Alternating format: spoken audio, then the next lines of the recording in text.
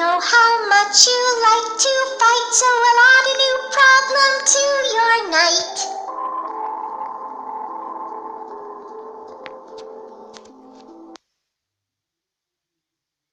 Well, it seems that your journey has ended. Very sorry about that. It was always going to end this way, of course.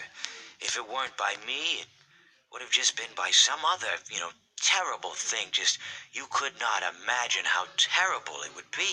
Just, I get scared thinking about it. Glad it's not me. It reminds me of a time I was speaking to my good friend Orville. We were sitting on a park bench watching the pigeons. I was on the left, he was on the... Wait, was I on the right or left? Anyways, it doesn't matter. We were sitting on there watching the pigeons.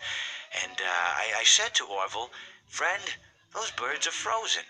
And he kind of looked at me like I'd lost my mind. But I reminded him that it was winter, and often birds will sit in a tree until they freeze. And then they sort of fall to the ground until the sun warms up and they can, move around again. So I said to Orville, "You might as well save those breadcrumbs until the birds thaw, because they can't very well enjoy them in the condition they're in."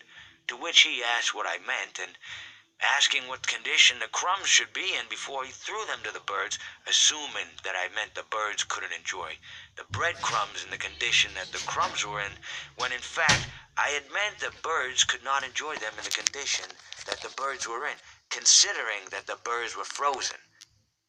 So he took a moment and then threw his last handful onto the ground. I said to him, "Orville, why did you throw the breadcrumbs to the birds when I just told you they're frozen?"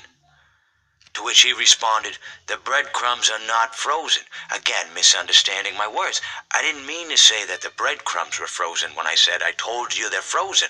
I'd been referring to the birds. In hindsight, what I should have said was, and this would make perfect sense, "Why did you throw the breadcrumbs to the birds when the birds are frozen?" He misunderstood upon my correction, stating that he didn't know what else to do with the breadcrumbs, and that perhaps, when the birds thawed, they'd still be able to eat the crumbs. So I said to Orville, and this is what I said to him, I said, "Orville, the birds may be dead,